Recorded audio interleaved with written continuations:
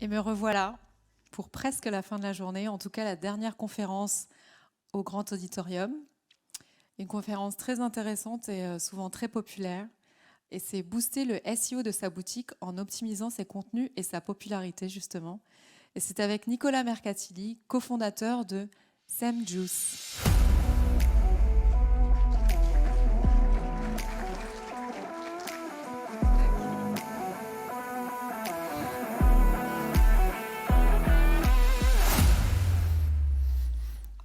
Bonjour à tous, merci d'être là. Également les personnes qui nous suivent en ligne. Déjà la salle est bien remplie, on a quand même beaucoup de personnes également en ligne. Donc je suis Nicolas Mercatili, je suis le cofondateur donc, de semjust.com. Alors Semjust, on accompagne des sites internet à gagner en visibilité sur Google grâce à des stratégies de liens. C'est ce qu'on appelle le netlinking. Le but est de les faire monter sur leur site, les sites qui sont, qui ont des objectifs pour gagner en visibilité sur des mots-clés en termes de business, et nous allons définir avec eux les mots-clés et les aider. Donc on s'est lancé il y a 4 ans, en 2017, et aujourd'hui on emploie plus de 40 personnes. Je suis également ambassadeur PrestaShop. Depuis 2013, j'organise des afterworks sur Montpellier. Donc si vous êtes autour de Montpellier, n'hésitez pas à venir nous rejoindre.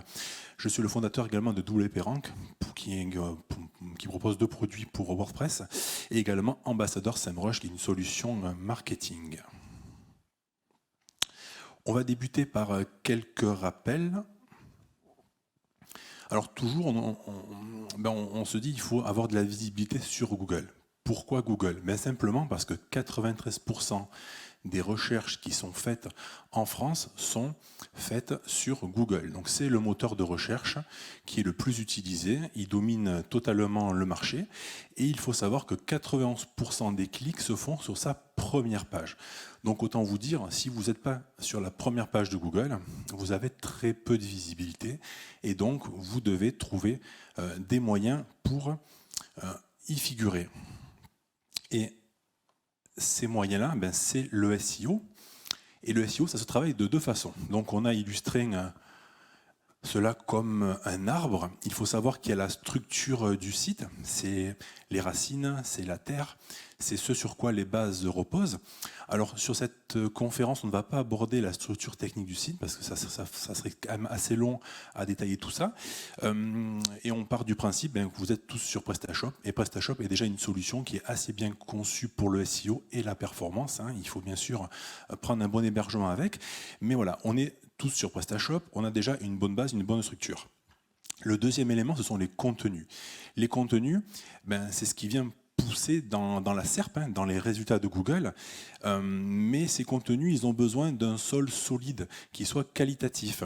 Et donc, la structure technique et les contenus se travaillent de manière on-site. Il y a les optimisations off-site et on-site. Le off-site, c'est en dehors du site, on ne touche pas au site, et le on-site se travaille sur le site. Donc les 2 premiers se travaillent sur le site. Et le troisième élément, c'est la popularité. La popularité, c'est l'effet boost, c'est l'eau, l'engrais, etc., qui vont faire pousser bien plus rapidement l'arbre et le faire monter plus rapidement encore dans les résultats de Google. Donc ça, c'était vraiment pour vous présenter la chose. Le SEO, c'est 3 piliers, la structure, les contenus et la popularité. Et là, nous allons aborder les 2 piliers qui sont donc les contenus et la popularité. Alors, les objectifs des contenus, c'est mettre en avant des produits et des services, c'est ce que l'on veut proposer donc à ses clients.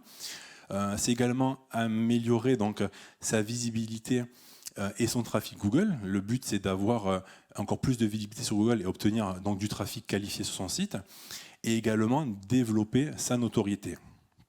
Le but principal, c'est de convertir et de vendre.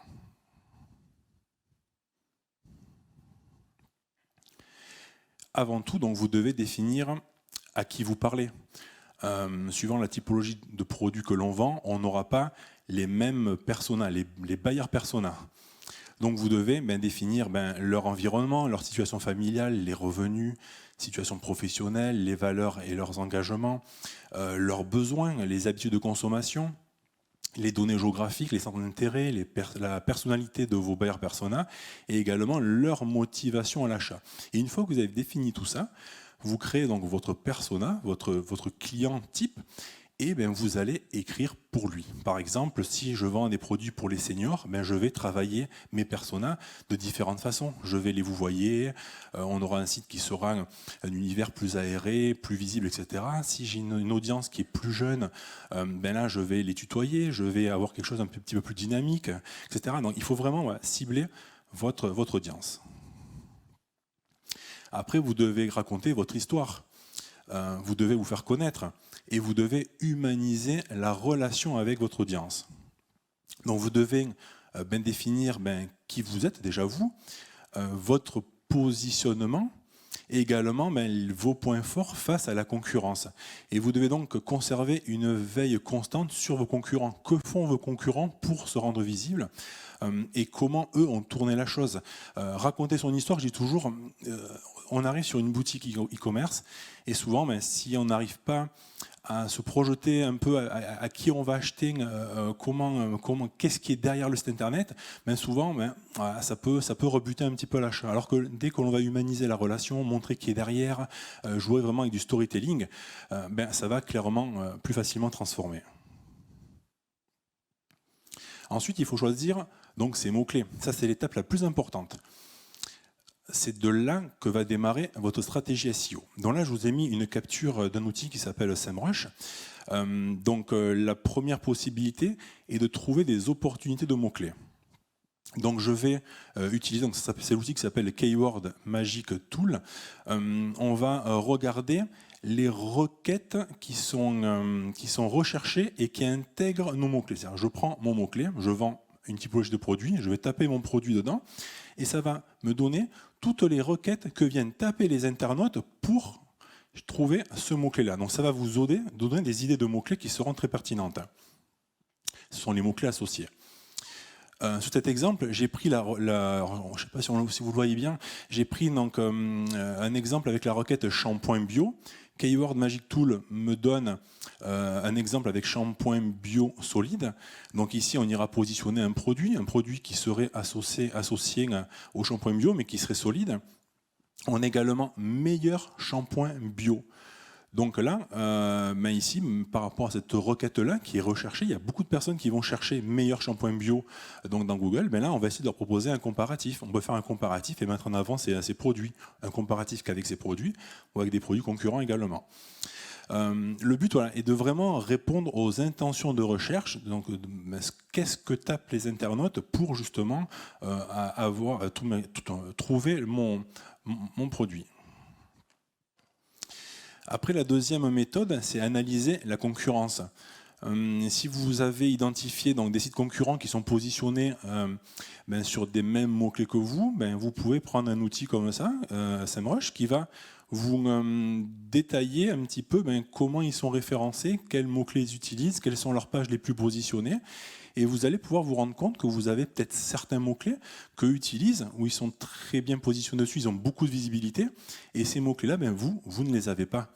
Et il faut essayer de justement quel produit à moi pourrait se rapprocher de cette requête-là, que les internautes recherchent, qui est présente chez mes concurrents, et je vais me positionner dessus moi aussi, en attribuant ces mots-clés donc, à une page.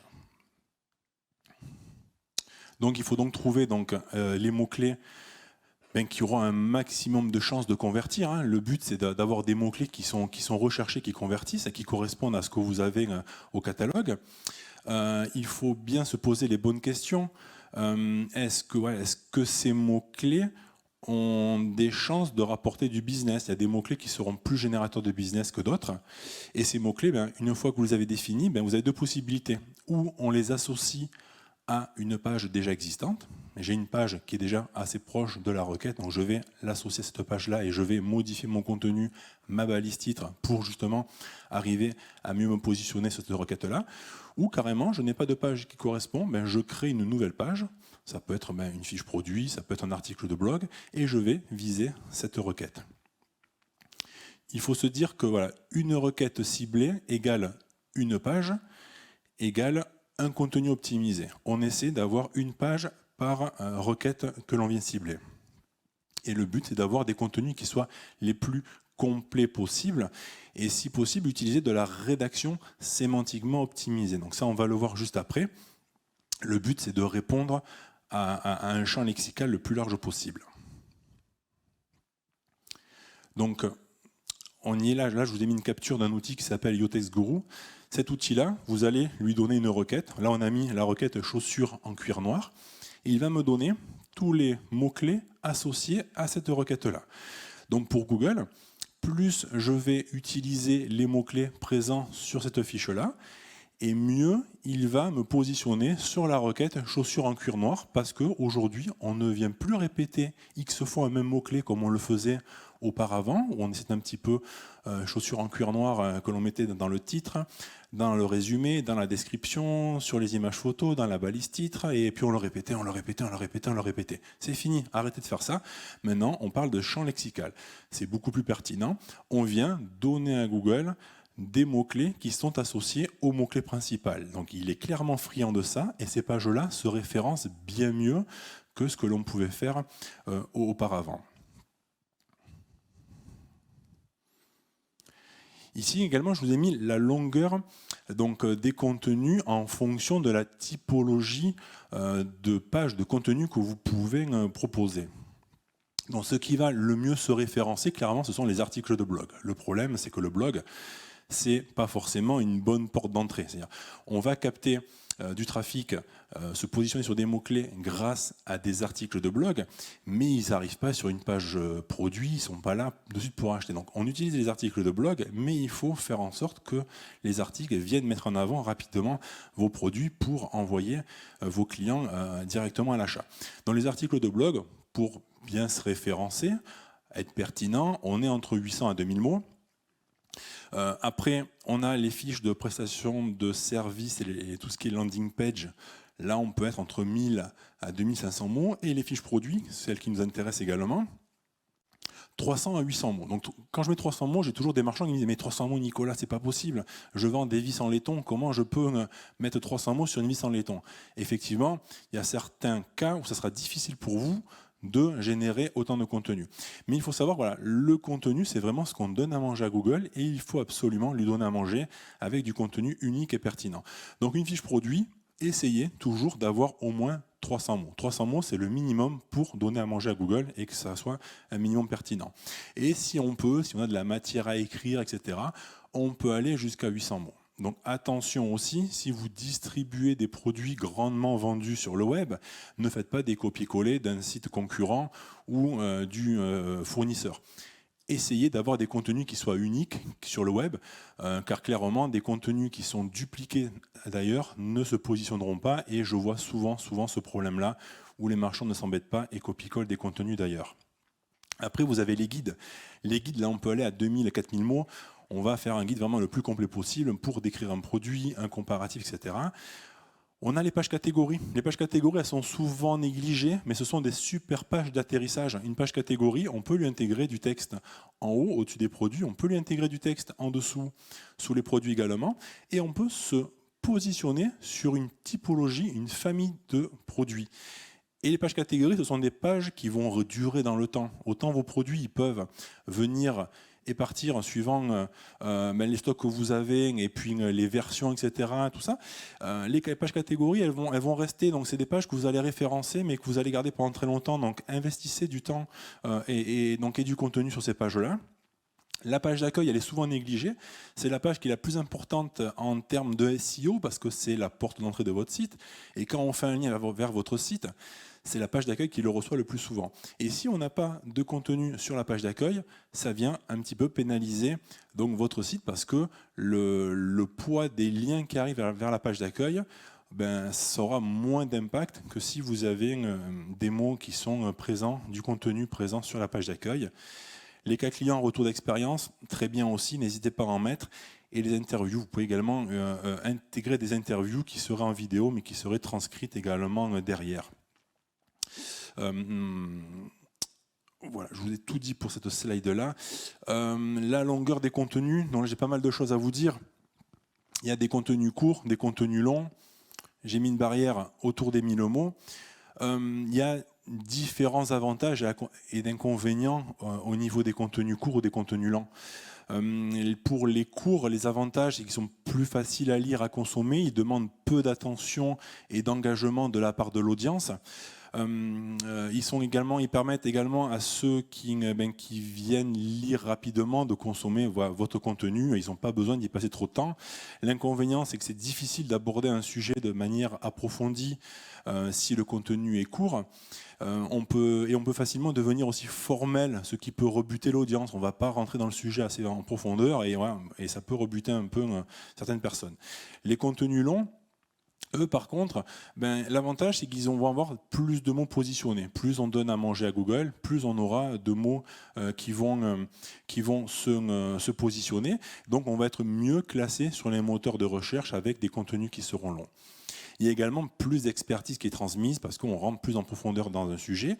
Et puis les contenus longs, on va le voir après, mais ils sont plus générateurs de backlinks. C'est-à-dire les backlinks, c'est bon pour votre SEO. Plus on reçoit de liens vers son site, mieux c'est. Et les contenus qui sont plus longs sont plus générateurs de backlinks que les autres. Les inconvénients, c'est que ça va demander un temps d'attention plus important. Alors pour ceux, moi par exemple, qui lis beaucoup en diagonale, souvent je vais lire en diagonale un article et je vais m'arrêter sur les titres H2, H3, etc. pour chercher la section qui m'intéresse le plus ou regarder s'il n'y a pas un sommaire. Donc si vous avez des longs articles, essayez de bien les structurer pour que les personnes qui cherchent un passage précis puissent y arriver directement. Parce que l'inconvénient, c'est que ça demande une capacité d'attention qui est plus importante automatiquement. Et avant tout, contenu court, contenu long, le but est de répondre à l'intention de recherche de son audience. Et certaines typologies de contenu devront être courts en fonction de ce que l'on veut transmettre et d'autres seront longs. Donc il n'y a pas de mauvais contenu ou bon contenu suivant si on est court ou si on est long. Il faut mixer les deux. Le but est vraiment de répondre à l'intention de recherche des internautes.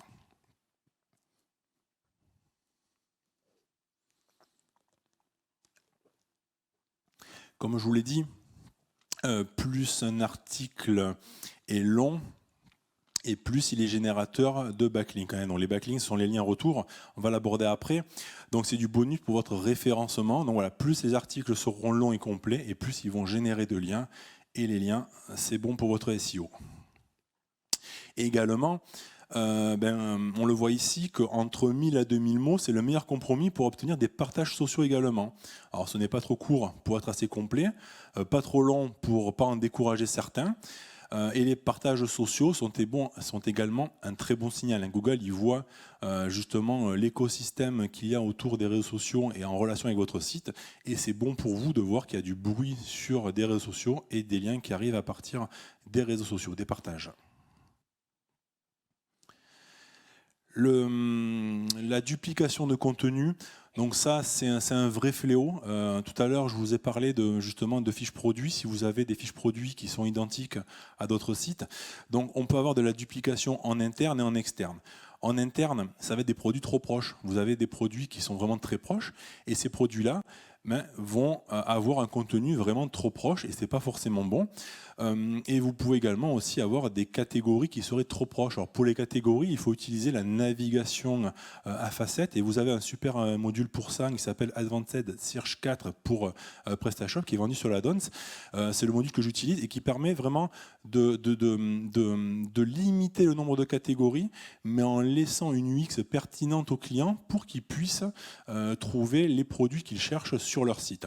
Alors je donne toujours un exemple. Alors je suis très grand, je fais 2 mètres et je fais du 48, donc c'est très compliqué pour moi pour trouver des chaussures et je vais sur sarenza.com. Sarenza.com, l'UX elle est géniale, je choisis chaussures de ville, je mets 48, je vais dans l'univers homme et j'ai toutes les chaussures en 48 disponibles affichées à l'écran. Je n'ai pas besoin d'ouvrir toutes les fiches produits pour trouver une paire de chaussures en 48. Donc ça, la navigation à facettes, ça vous permet d'éviter d'avoir des catégories trop proches et d'optimiser la navigation sur vos sites. En externe, vous avez tout ce qui est plagiat. Une personne, vous avez écrit la super fiche produit qui est la plus claire, etc. pour présenter un de vos produits. Bien sûr, le concurrent, il ne va pas s'embêter, il va venir vous plagier votre fiche produit et ça va poser problème. Vous avez de la duplication de contenu à cause d'un vilain e-commerçant qui vous a copié votre contenu. Et vous avez également les places de marché. Si vous vendez sur des places de marché, vous devez absolument proposer un contenu différent du contenu que vous avez sur votre site. Si vous proposez le même contenu aux places de marché, vous allez vendre des produits sur Amazon ou sur eBay. Le site Amazon, eBay, ces sites-là ont une autorité très forte, que eux vont récupérer la paternité justement de la fiche produit, et c'est vous qui allez perdre votre visibilité parce que c'est eux qui auront la paternité. Donc vous devez absolument différencier les contenus sur votre site et les contenus qui sont sur les autres sites. Et attention également aux URL du site. Souvent, je vois qu'il y a des problèmes dans le HT Access et le site est accessible avec l'HTTP, sans l'HTTP. Donc HTTP, HTTPS, 3W sans 3W. Vous devez choisir une des 4 possibilités et les 3 autres doivent rediriger automatiquement parce que si votre site est accessible sous ces différentes URL, votre site sera également dupliqué. Le dernier point, ce sont les pages dormantes. Ce sont des pages qui vont dégrader votre site. Aujourd'hui, Google regarde la globalité de votre site. Si vous avez des pages qui sont de mauvaise qualité, ces pages-là vont pénaliser votre site. Vous devez absolument travailler et optimiser toutes vos pages et pas laisser des pages dépérir au fin fond de votre site.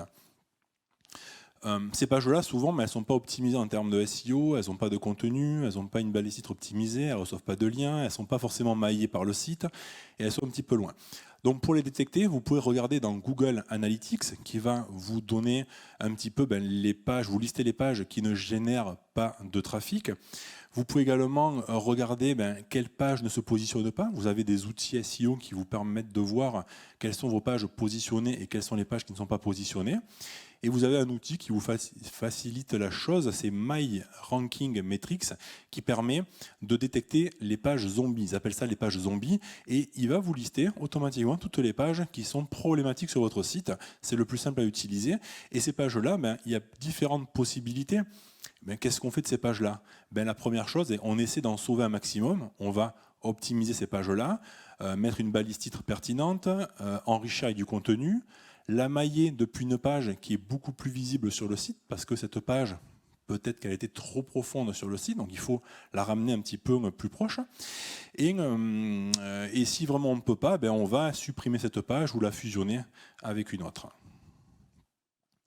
On passe à la deuxième optimisation, c'est la popularité. Dans la popularité, c'est associé à un Google EAT, donc pour Expertise Authority Trust. Ce sont 3 critères pris en compte par Google pour déterminer la pertinence d'un site par rapport à un écosystème.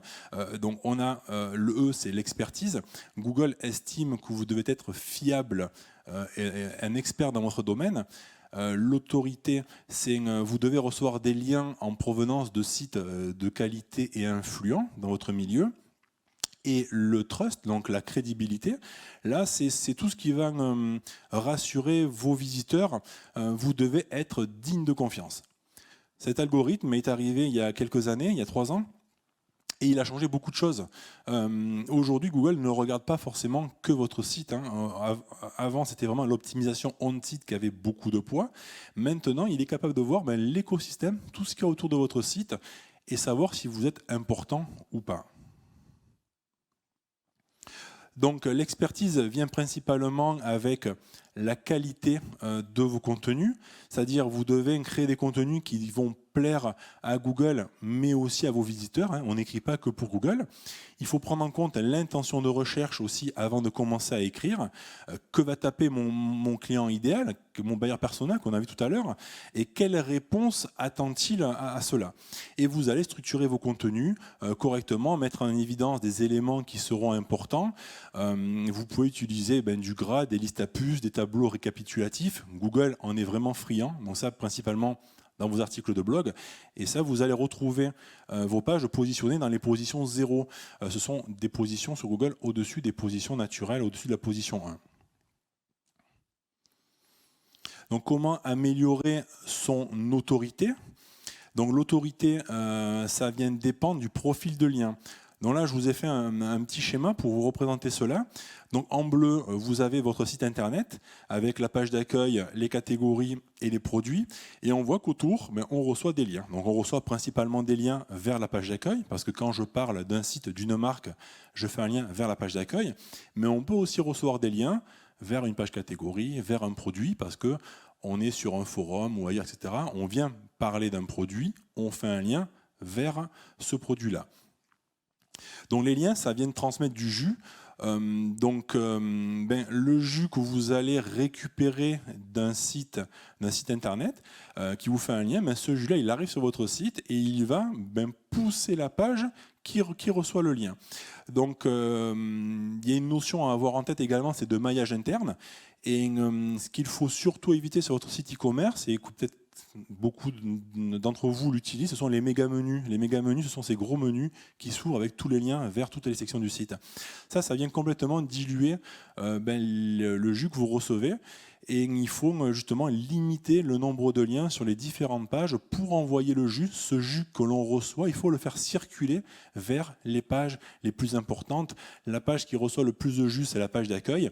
Donc la page d'accueil, elle doit envoyer du jus sur les pages importantes. Donc quelles sont vos pages catégories à privilégier, quels sont les produits à privilégier, ça sera ces pages-là qu'il faudra venir pousser pour qu'elles reçoivent un maximum de jus et qu'elles se référencent bien mieux. Le dernier point associé à l'EAT, comment améliorer sa crédibilité. Donc ça passe principalement par la preuve sociale qui vient rassurer vos utilisateurs. Ça va être les avis clients, les témoignages vidéo, des logos des médias qui parlent de vous. Vous avez eu un reportage ou vous avez acheté un lien sur un gros média, vous pouvez mettre vos logos vus à TF1 ou sur M6 ou sur Tartampion. Vous pouvez afficher également vos chiffres clés liés à votre activité pour créer de la réassurance. Et cette crédibilité va vous aider également à travailler l'autorité, parce que quand vous achetez par exemple des liens sur des gros médias, etc., mais effectivement il y a le côté SEO, je reçois du lien, mais il y a aussi le côté branding, crédibilité, où justement le fait qu'un gros média parle de moi et que je l'utilise va rassurer également mon audience et augmenter votre taux de conversion.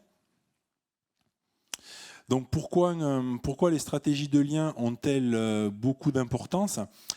Parce que ça va donner plus d'autorité à votre site web, et ça, c'est un algorithme qui est nouveau pour Google et qui est important. C'est-à-dire un site aujourd'hui qui ne fait pas de bruit, qui n'est pas cité, qui ne fait pas parler de lui, automatiquement, il aura du mal à se référencer. Donc, ce qui aura pour effet de grandement améliorer les positions de vos mots-clés, c'est-à-dire la stratégie de lien, elle va pousser vos mots-clés qui sont importants en termes de business, c'est-à-dire on va définir quels sont les mots-clés qui sont les plus générateurs de chiffre d'affaires pour vous, où vous avez le plus de marge, qui sont faciles à expédier, etc. Ces mots-clés-là, on va les privilégier, c'est ceux-là que l'on va pousser au travers de la stratégie. Vous avez également la globalité des mots-clés du site qui vont monter. Même si une stratégie de lien vous permet de faire monter quelques mots-clés qui sont importants, l'ensemble du site va également monter parce que c'est tout le site qui gagne également en autorité. Et puis faire du lien, c'est aussi améliorer votre branding. Comme on l'a dit, si on est cité par un gros média, ça a un côté preuve sociale et qui va jouer sur votre autorité.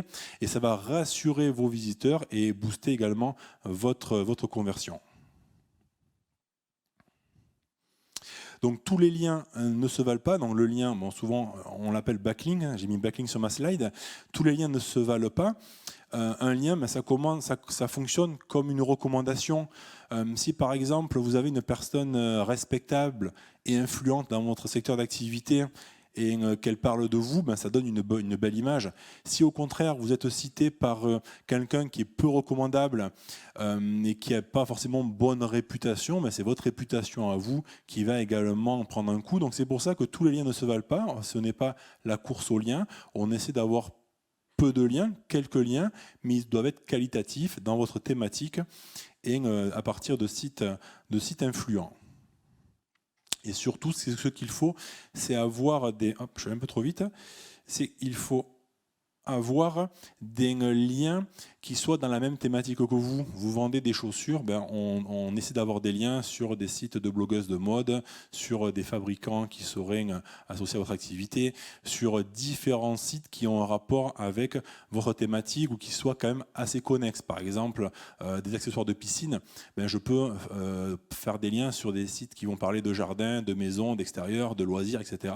On essaie de garder cet univers-là, ça a beaucoup plus d'impact en termes de SEO. Donc pour être propre et ne prendre aucun risque, parce que faire du lien, si on en fait trop et qu'on le fait mal, ça peut être risqué, il faut s'appuyer sur des sites de qualité en mixant au maximum les partenaires. On évite de s'appuyer sur ce qu'on appelle des réseaux de sites, où vous avez un propriétaire qui posséderait par exemple 30 sites, mais on ne va pas prendre des liens sur ces 30 sites parce que Google est capable d'identifier que plusieurs sites appartiennent à un même propriétaire. On appelle ça les footprints, les empreintes. Donc on essaie d'éviter ça et on va prendre des partenaires différents, des sites de typologie différentes et on va mixer au maximum. C'est ce qu'on fait nous chez Semjus. Quelqu'un qui achète 30 liens, on met 30 liens chez 30 partenaires différents pour qu'il n'y ait aucune empreinte. On est sur des rédactions qui sont de qualité. On va privilégier l'intention de recherche. J'ai un client qui est dans la piscine, je vais réfléchir à trouver une question, comment nettoyer sa piscine, comment ceci, répondre vraiment à une question que pourrait se poser un internaute pour justement pouvoir positionner mon client dedans et l'amener naturellement. Et il faut rester naturel et reproduire ce que Google a l'habitude de voir. Aujourd'hui, on peut faire un petit peu tout et n'importe quoi sur des stratégies de lien. Mais il faut se dire que Google, aujourd'hui, n'a pas forcément toutes les ressources pour identifier ce qui est fait. Donc il faut toujours se dire, voilà, un site qui est référencé naturellement, qui a un profil de lien naturel, j'essaie de me calquer à cela, pas être suroptimisé. Et l'optimisation, la suroptimisation, souvent ce sont les encres de lien. Par exemple, je vends des robots de piscine, j'évite de mettre tout le temps mon encre robot piscine, robot piscine, robot piscine. Effectivement, ça marche bien, le site va monter rapidement, mais rapidement, il va être attrapé par la patrouille de Google et il va tomber, il va se faire pénaliser. Donc on essaie de rester naturel. On fait attention aux encres de lien, c'est ce que Google pénalise le plus. Donc l'encre de lien, pour ceux qui ne sauraient pas, c'est le bout de texte qui est dans l'article et sur lequel le lien est associé, où on va cliquer dessus. Les encres de lien, il faut les faire varier au maximum. Et le netlinking, c'est un travail d'endurance. Il ne faut pas être pressé. On prend son temps, on fait monter le site doucement mais sûrement. On gagne en confiance Google au fil des mois. On ne va pas trop vite.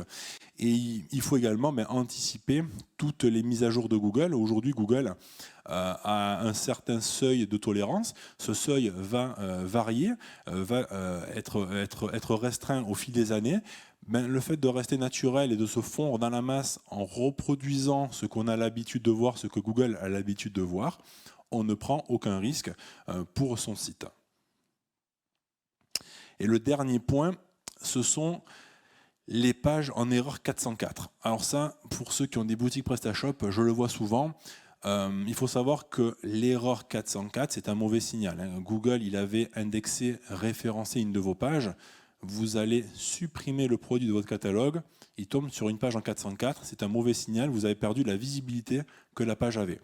Donc quand vous allez supprimer un produit, vous devez automatiquement le rediriger en 301. Vous avez deux possibilités dans PrestaShop. 301, redirection permanente, je redirige vers une page permanente et ça ne changera plus. Et la 302, c'est une page temporaire. Alors pour moi, page temporaire, 302, on ne va pas l'utiliser parce que si le produit n'est plus en stock, autant laisser la fiche produit visible. Il n'y a pas de stock, on ne peut pas commander, c'est l'idéal. Au moins, on garde la fiche toujours présente et toujours référencée. Donc je n'ai un produit qui n'est plus disponible, je n'aurai plus de réassort, ce produit-là n'existera plus, je vais automatiquement le rediriger en 301 vers un produit équivalent qui serait très proche, ou vers une page catégorie en second choix qui sera la page catégorie mère du produit, ou si je n'ai plus aucun produit associé à cela, ni de page catégorie, je le redirige en dernier recours vers la page d'accueil. Hop, non, c'était là. Voilà, j'ai terminé. Merci pour votre attention. Et si vous avez des questions, je suis là également pour y répondre.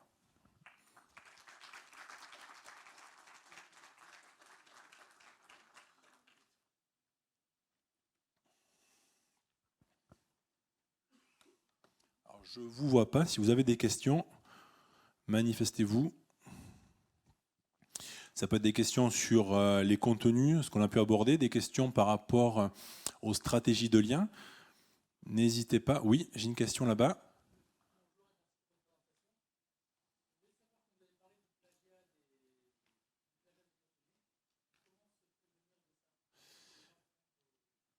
Alors, alors, la question c'était par rapport au plagiat. Donc je donne la question pour les gens qui sont en ligne.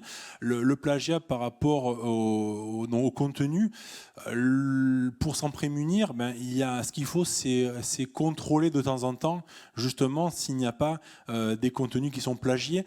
Donc il y a des outils qui existent pour cela, qui vont vous permettre de détecter justement les contenus de votre site qui sont plagiés. Simplement, ça vient scanner votre site, ça vient regarder sur Google ce qui est indexé, et si quasiment toutes les phrases sont identiques, automatiquement ça va vous faire remonter. Donc il y a différents outils qui existent, je ne veux pas tous les citer, mais une fois qu'on les a détectés, ce que l'on fait, il y a plusieurs choses à faire. Mais la première, on va contacter l'e-commerçant qui a plagié en lui disant voilà, vous avez plagié ma fiche produit, merci de retirer le contenu sous peine de poursuite.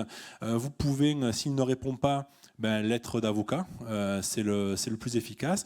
Ou vous pouvez également aller contacter l'hébergeur et l'hébergeur lui dire attention, votre client duplique donc mon contenu, et l'hébergeur peut justement couper le site ou la page. Voilà, il est responsable de cela.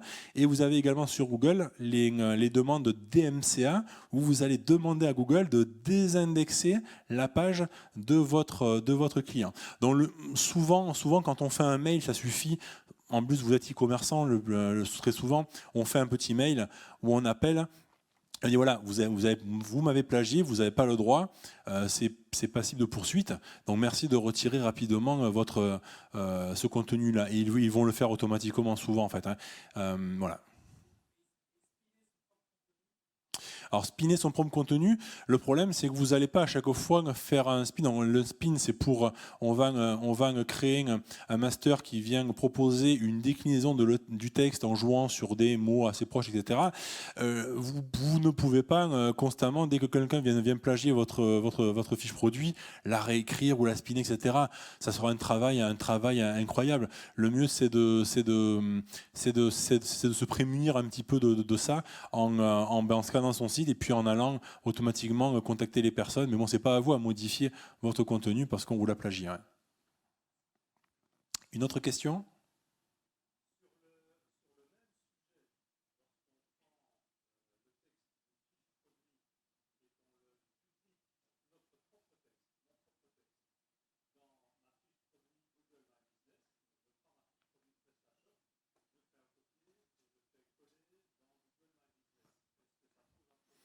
Alors, la question est si j'ai une fiche produit et que je la copie-colle dans My Business, c'est la même chose en fait. Vous devez, sur votre site, vous devez avoir un contenu qui est unique. Votre site internet a un contenu qui est unique.